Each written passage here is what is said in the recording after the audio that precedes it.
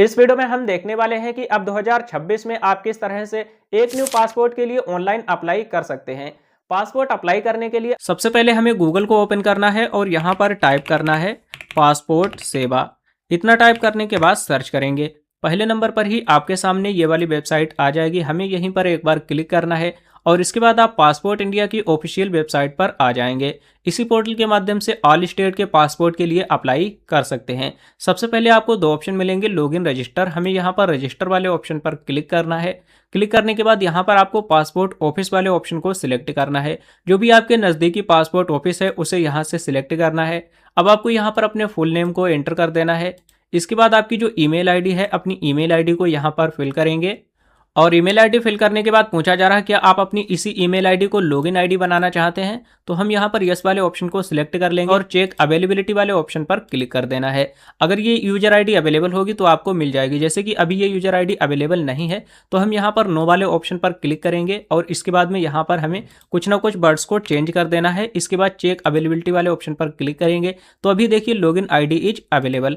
अब हमें यहाँ पर अपने एक स्ट्रॉन्ग पासवर्ड को क्रिएट कर लेना है और इसके बाद साइन अप वाले ऑप्शन पर एक बार क्लिक कर देना है। और क्लिक करने के बाद आपने जो भी ईमेल आईडी एंटर की थी उसी ईमेल आईडी पर एक ओटीपी सेंड किया जाएगा, तो उस ओटीपी को हमें यहाँ पर फिल कर देना है। ओटीपी एंटर करके कंप्लीट साइन अप वाले ऑप्शन पर क्लिक कर देना है। आपका जो रजिस्ट्रेशन है वह सक्सेसफुली यहाँ पर कंप्लीट हो जाएगा। रजिस्ट्रेशन कंप्लीट होने के बाद अब हमें यहाँ पर लॉगिन वाले ऑप्शन पर एक बार क्लिक करना है। जो भी लॉगिन आईडी आपने क्रिएट की थी उस लॉगिन आईडी को यहाँ पर फिल करेंगे और इसके बाद यहाँ पर दो ऑप्शन आ जाएंगे, जिसमें कि सबसे पहले यहाँ पर दोबारा से हमें अपनी लॉगिन आईडी को एंटर करना है और लॉगिन आईडी एंटर करने के बाद में अब आपने जो पासवर्ड क्रिएट किया था आप चाहे उस पासवर्ड को भी एंटर कर सकते हैं या फिर आपको ओटीपी वाले ऑप्शन को सिलेक्ट करना है और गेट ओटीपी वाले ऑप्शन पर क्लिक करेंगे।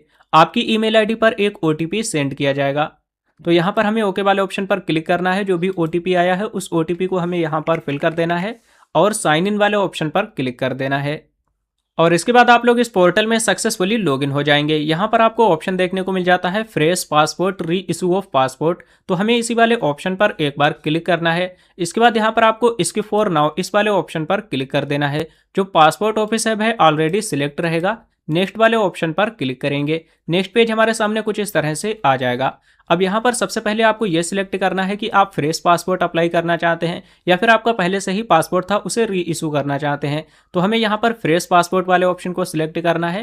टाइप ऑफ एप्लीकेशन में नॉर्मल सिलेक्ट कर लेना है और पासपोर्ट बुकलेट में हमें 36 पेजेस वाले ऑप्शन को सिलेक्ट करना है और सेव एंड नेक्स्ट वाले ऑप्शन पर एक बार क्लिक कर देना है। सबसे पहले आप लोगों को अपने यहाँ पर नेम को फिल करना है और इसमें सरनेम को फिल करना है। बहुत से लोग यहाँ पर गलती ये कर देते हैं, जैसे कि किसी का नाम यहाँ पर अमन कुमार है तो उसको यहाँ पर टाइप करना है अमन और इसके बाद सरनेम में कुमार टाइप करना है।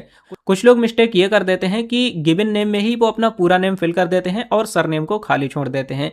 तो बहुत सी कंट्री ऐसी हैं जिसमें अगर आप सरनेम नहीं डालते हैं तो आप लोगों को प्रॉब्लम हो सकती है। अगर किसी का सिंगल नेम है तो उसको तो यहाँ पर सिर्फ गिवन नेम ही डालना है, सरनेम नहीं डालना है। लेकिन अगर किसी का सिंगल नेम नहीं है तो उसको सरनेम जरूर यूज करना है।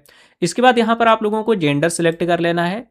यहाँ पर पूछा जा रहा है कि आपको किसी और नाम से भी जाना जाता है। अगर जाना जाता तो यस करेंगे और उस नेम को फिल करेंगे, नहीं तो नो वाले ऑप्शन को सिलेक्ट करना है। क्या आपने पहले कभी अपने नेम में करेक्शन करवाया है तो यस करेंगे, नहीं तो नो वाले ऑप्शन को सिलेक्ट कर लेना है।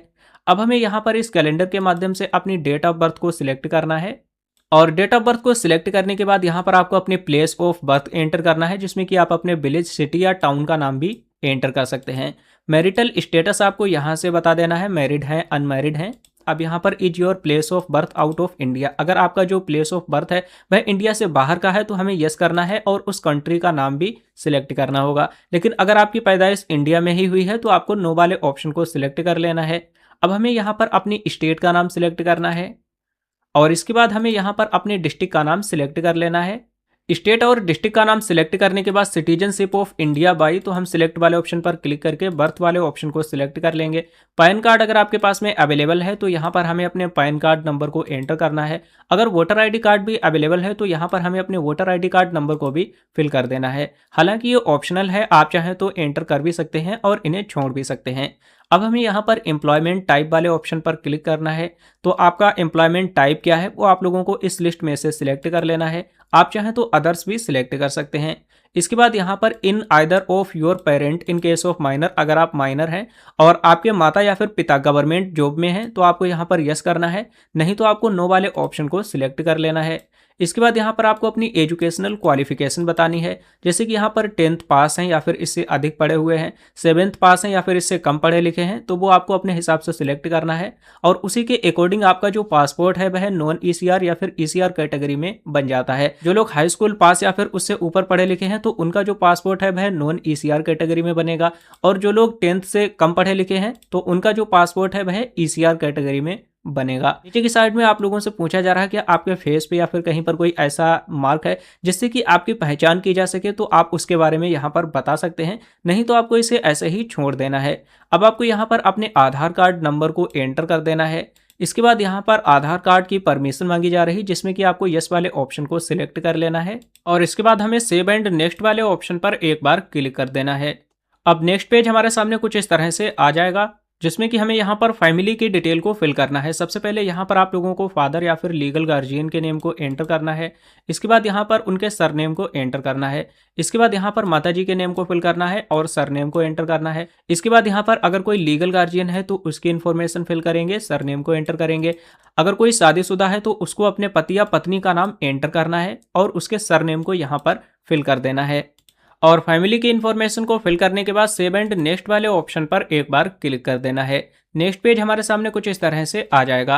अब हमें यहाँ पर कंप्लीट एड्रेस को फिल करना है, जिसके लिए सबसे पहले आपको यहाँ पर अपने हाउस नंबर या फिर स्ट्रीट नेम को फिल करना है। यहाँ पर हमें अपने विलेज, टाउन या फिर सिटी का नाम फिल करना है।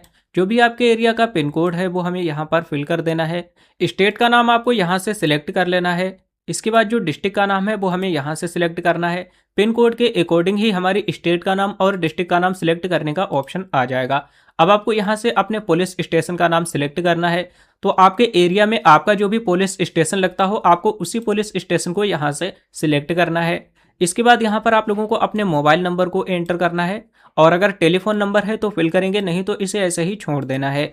और यहाँ पर हमें अपनी ईमेल आईडी को एंटर कर देना है।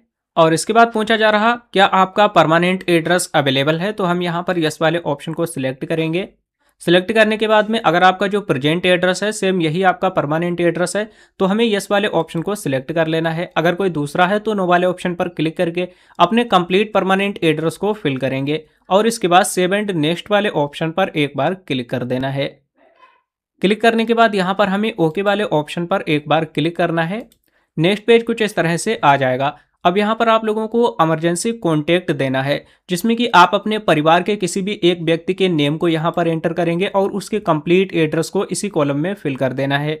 इसके बाद यहाँ पर आप लोगों को उसके मोबाइल नंबर को एंटर करना है। टेलीफोन नंबर या ईमेल आईडी अगर है तो दे सकते हैं, नहीं तो इन्हें आपको ऐसे ही छोड़ देना है। इमरजेंसी कॉन्टैक्ट इन्फॉर्मेशन फिल करने के बाद सेव एंड नेक्स्ट वाले ऑप्शन पर एक बार क्लिक कर देना है। नेक्स्ट पेज कुछ इस तरह से आ जाएगा। क्या आपने पहले कभी पासपोर्ट के लिए अप्लाई किया था और वह होल्ड हो गया है तो यस करेंगे, नहीं तो नो वाले ऑप्शन को सिलेक्ट करेंगे। इसके बाद अगर आपके पास में पिछले पासपोर्ट की डिटेल्स अवेलेबल है तो यहाँ पर इस वाले ऑप्शन को सिलेक्ट करना है, नहीं तो हमें डिटेल्स नोट अवेलेबल वाले ऑप्शन पर क्लिक करना है। इससे पहले आपको कभी पासपोर्ट इशू हुआ था तो यस करेंगे, नहीं तो नो वाले ऑप्शन को सिलेक्ट करेंगे और सेव एंड नेक्स्ट वाले ऑप्शन पर एक बार क्लिक कर देना है। कुछ इस तरह से पेज आ जाएगा। अब यहाँ पर आपसे कुछ क्वेश्चंस पूछे जा रहे हैं जिसके आंसर आप लोगों को कुछ इस तरह से कर देना है। आप अपने हिसाब से कर सकते हैं, जैसे कि मैंने यहाँ पर सभी में नो वाले ऑप्शन को ही सिलेक्ट कर लिया है और अब हमें सेव एंड नेक्स्ट वाले ऑप्शन पर एक बार क्लिक कर देना है। अब आपका जो पासपोर्ट बन के आएगा तो उसका पूरा प्रीव्यू आपके सामने कुछ इस तरह से आ जाएगा, जिसमें कि यहाँ पर जो आपका नेम है सरनेम में क्या आएगा और गिवन नेम में क्या है, लिंग, इसके बाद में डेट ऑफ बर्थ और जो आपका जन्म स्थान है वो भी आप लोगों को यहाँ पर देखने को मिल जाएगा। यहाँ पर आपका फोटो और सिग्नेचर आ जाएंगे और नीचे की साइड में आपका जो कंप्लीट एड्रेस है वो हमें यहाँ पर देखने को मिल जाएगा। अगर सब कुछ सही है तो हमें इस वाले बॉक्स पर एक बार टिक लगाना है और सेव एंड नेक्स्ट वाले ऑप्शन पर एक बार क्लिक कर देना है। और अब नेक्स्ट पेज हमारे सामने कुछ इस तरह से आ जाएगा। यहाँ पर आप लोगों को डॉक्यूमेंट्स को सिलेक्ट करना होगा। पासपोर्ट ऑफिस में जब भी आप लोग जाएंगे तो आपके पास कौन कौन से दस्तावेज होने चाहिए। तो यहाँ पर देखिए आपके पास में दो डॉक्यूमेंट होने चाहिए। सबसे पहले आप लोगों को डेट ऑफ बर्थ के प्रूफ के लिए एक दस्तावेज देना है और इसी के साथ में आपको एड्रेस प्रूफ के लिए भी एक दस्तावेज देना होगा। तो हम यहाँ पर सिलेक्ट वाले ऑप्शन पर क्लिक करेंगे। अब डेट ऑफ बर्थ के प्रूफ के लिए आप कौन कौन से दस्तावेज दे सकते हैं उनकी पूरी लिस्ट आपके सामने कुछ इस तरह से आ जाएगी। हम यहाँ पर अपने पैन कार्ड को देंगे, इसलिए परमानेंट अकाउंट नंबर इस वाले ऑप्शन को सिलेक्ट कर लेना है। सिलेक्ट करने के बाद में आप लोगों को यहाँ पर ग्रांटेड डिजी लॉकर एक्सेस का ऑप्शन मिलेगा। यहाँ पर मैं आपको रिकमेंड करूंगा कि इस पर क्लिक नहीं करना है। अगर बाई चांस कुछ मिस्टेक हो जाती है तो आप लोग जो है अगर इस पर क्लिक नहीं करेंगे तो पासपोर्ट ऑफिस में ही सुधार हो जाएगा, लेकिन यहाँ पर क्लिक कर देंगे तो सुधार नहीं हो पाएगा, इसलिए आपको यहाँ पर क्लिक नहीं करना है। अब हमें एड्रेस प्रूफ के लिए भी एक दस्तावेज सिलेक्ट करना है जिसमें कि काफी सारे ऑप्शन मिल जाते हैं। इसमें हम आधार कार्ड को सिलेक्ट कर लेंगे। ध्यान रखना है जो भी आपने दो दस्तावेज सिलेक्ट किए हैं इन दोनों ही डॉक्यूमेंट को आप लोगों को फिजिकली पासपोर्ट ऑफिस में लेकर के जाना होगा। दोनों डॉक्यूमेंट को सिलेक्ट करने के बाद कुछ नीचे की साइड में आ जाना है। आई एग्री वाले ऑप्शन पर एक बार क्लिक करेंगे। अपने प्लेस का नाम यहाँ पर एंटर कर देना है। प्लेस में आप अपने सिटी, टाउन या फिर डिस्ट्रिक्ट का नाम या विलेज का नाम भी दे सकते हैं। जिस भी डेट को पासपोर्ट अप्लाई कर रहे हैं वो डेट यहाँ पर ऑटोमेटिक ही आ जाएगी। और अब हमें यहाँ पर सबमिट वाले ऑप्शन पर एक बार क्लिक कर देना है। जैसे ही सबमिट वाले ऑप्शन पर क्लिक करेंगे हमारा जो डाटा है वह सक्सेसफुली यहाँ पर सेव हो चुका है और जो एप्लीकेशन है वह सक्सेसफुली सबमिट हो चुका है। यहाँ पर दो ऑप्शन मिलेंगे, पहला तो है प्रिंट एप्लीकेशन रिसिप्ट और दूसरा पे एंड शेड्यूल अपॉइंटमेंट। तो हमें यहाँ पर डायरेक्ट ही पे एंड शेड्यूल अपॉइंटमेंट वाले ऑप्शन पर क्लिक कर देना है।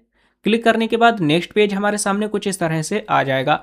अब आप लोगों को यहाँ पर दोबारा से अपने पासपोर्ट ऑफिस को सिलेक्ट कर लेना है। तो पहले हमने जो पासपोर्ट ऑफिस सिलेक्ट किया था वो हमारा हेड पासपोर्ट ऑफिस था। अब उसके अंतर्गत आपके डिस्ट्रिक्ट में जितने भी पासपोर्ट ऑफिस लगते होंगे तो उन सभी पासपोर्ट ऑफिस के नेम यहाँ पर देखने को मिल जाएंगे। अवेलेबिलिटी कौन सी डेट से है वो भी आप लोग यहाँ पर देख सकते हैं। पासपोर्ट ऑफिस का कंप्लीट एड्रेस यहाँ पर आपको देखने को मिल जाएगा। और पासपोर्ट ऑफिस सिलेक्ट करने के बाद में यहाँ पर जो कैलेंडर का आइकॉन दिखाई दे रहा हमें यहीं पर एक बार क्लिक कर देना है। क्लिक करने के बाद में जो भी डेट अवेलेबल होंगी वो डेट यहाँ पर आप लोगों को ग्रीन कलर में देखने को मिल जाएंगी। जैसे कि यहाँ पर इस वाले पासपोर्ट ऑफिस में जनवरी महीने में ही 22, 23, 27, 28 और 29 तारीख को डेट अवेलेबल है। तो हम यहाँ पर इसी वाली डेट को सिलेक्ट कर लेंगे। जैसे कि हमने 22 तारीख यहाँ पर सिलेक्ट कर ली है। अब कुछ नीचे के साइड में आना है और मेक पेमेंट वाले ऑप्शन पर एक बार क्लिक करना है। इसके बाद ओके वाले ऑप्शन पर एक बार क्लिक करेंगे। यहाँ पर जिसके भी नाम से पासपोर्ट अप्लाई कर रहे हैं उनका नेम आ जाएगा, पासपोर्ट टाइप आ जाएगा और वैसे पासपोर्ट जो अप्लाई करने की फीस है वो 1500 रुपये कटती है। लेकिन अगर कोई भी माइनर है जिसकी एज 8 साल से कम है या फिर कोई सीनियर सिटीजन है जिसकी एज 60 साल से अधिक है तो उसको यहाँ पर 150 रुपए की छूट मिल जाती है। तो आफ्टर रिबेट यहाँ पर 1350 रुपए की ही हमें पेमेंट करनी होगी। अब हमें कुछ नीचे की साइड में आकर के पे नाउ वाले ऑप्शन पर एक बार क्लिक कर देना है। नेक्स्ट पेज हमारे सामने कुछ इस तरह से आ जाएगा। पेमेंट करने के काफ़ी सारे ऑप्शन आ जाएंगे जिसमें कि हम यहाँ पर यूपीआई वाले ऑप्शन को सिलेक्ट करेंगे। देन सिलेक्ट करने के बाद यहाँ पर दो ऑप्शन मिलेंगे, पहला है यूपीआई आईडी, दूसरा क्यूआर कोड। तो हम क्यूआर कोड वाले ऑप्शन को सिलेक्ट करेंगे। इसके बाद हमारी डिस्प्ले पर एक क्यूआर कोड आ जाएगा। इस क्यूआर कोड को स्कैन करना है और ऑनलाइन ही हमें 1350 रुपये की फीस का पेमेंट कंप्लीट करना है। तो फीस का हमने यहाँ पर सक्सेसफुली पेमेंट कर दिया है। योर ट्रांजैक्शन इज सक्सेस लिखकर आ चुका। ओके वाले ऑप्शन पर क्लिक करेंगे। अब यहाँ पर हमें कुछ देर तक वेट कर लेना है, ऑटोमेटिक ही आप रिडायरेक्ट हो जाएंगे। नेक्स्ट पेज हमारे सामने कुछ इस तरह से आ जाएगा। यहाँ पर हमें प्रिंट अपॉइंटमेंट रिसिप्ट इस वाले ऑप्शन पर एक बार क्लिक कर देना है। जो हमारी अपॉइंटमेंट स्लिप है वह पूरी तरह से कुछ इस तरह से आ चुकी है। यहाँ पर आपको ऑप्शन देखने को मिल जाएगा गेट अपॉइंटमेंट एसएमएस। इस वाले ऑप्शन पर क्लिक करके एसएमएस आपके मोबाइल नंबर पर सेंड कर दिया जाता है और यहाँ पर आपको प्रिंट एप्लीकेशन रिसिप्ट वाले ऑप्शन पर एक बार क्लिक कर देना है। नेक्स्ट पेज कुछ इस तरह से आ जाएगा और इसी रिसिप्ट पर आप लोगों को डेट और टाइम भी देखने को मिल जाएगा कि कौन से टाइम पर आप लोगों को पासपोर्ट ऑफिस में पहुंचना है। इसका प्रिंट आउट निकालने के लिए नीचे की साइड में आना है, print and download application receipt इस वाले ऑप्शन पर एक बार क्लिक कर देना है और क्लिक करने के बाद कुछ इस तरह से रिसिप्ट आ जाएगी। अब हमारे पासपोर्ट अप्लाई करने का जो प्रोसेस है वह कंप्लीट हो चुका है। अब आप लोगों को करना क्या है, जब भी आप लोग वहां पर जाएं तो कौन कौन से दस्तावेज को लेकर के जाना है। सबसे पहला दस्तावेज आपका आधार कार्ड होना चाहिए जो कि फिजिकली आपको लेकर के जाना है। साथ ही आप लोगों को उसकी एक फोटोकॉपी भी करा लेनी है। दूसरा हमारा पैन कार्ड फिजिकल लेके जाना है और फोटोकॉपी करा लेनी है। और तीसरा जो हमने अभी रिसिप्ट डाउनलोड की थी इस रिसिप्ट की भी आप लोगों को प्रिंट आउट निकाल लेना है और इसको भी वहां लेकर के जाना है। इसी के साथ में जो आपका आधार कार्ड है उसे डाउनलोड करके उस पर सिग्नेचर वेरीफाई करवाने हैं। देन इसके बाद आप लोगों को उस आधार कार्ड को वहां पर लेकर लेकर के जाना है। आधार में सिग्नेचर कैसे वेरीफाई करना है इस पर मैं ऑलरेडी वीडियो बना चुका हूं, लिंक आपको इस वीडियो के डिस्क्रिप्शन बॉक्स में मिल जाएगा। पासपोर्ट ऑफिस में जाने के बाद में आपके दस्तावेज वहां पर चेक किए जाएंगे। देन इसके बाद में वेरिफिकेशन होने के बाद में जो आपके डॉक्यूमेंट है वो आपको वापस कर दिए जाएंगे और आपकी जो फाइल है वह पुलिस स्टेशन सेंड कर दी जाएगी। और जब आपकी जो फाइल है वह पुलिस स्टेशन में पहुंचेगी, इसके बाद में आप लोगों को करना क्या है, पुलिस स्टेशन से आपके पास में कॉल आएगा, वहां पर आपको अपने आधार कार्ड की फोटोकॉपी करा करके जमा करना है और साथ ही आपका जो गांव का प्रधान है वो आपका एक निवास प्रमाण पत्र बना करके देगा, यानी कि पैड पर लिख देगा, उस पर आपके फोटो पर सिग्नेचर और मोहर लगा देगा। अब ये दोनों चीजें आपको पुलिस स्टेशन में जमा कर देनी है। जैसे ही आपका पुलिस वेरिफिकेशन कंप्लीट हो जाता है, हमारा जो पासपोर्ट है वह बन करके तैयार हो जाएगा, बाई पोस्ट आपके एड्रेस पर सेंड कर दिया जाएगा। तो इस तरह से आप घर बैठे ही एक न्यू पासपोर्ट के लिए ऑनलाइन अप्लाई कर सकते हैं।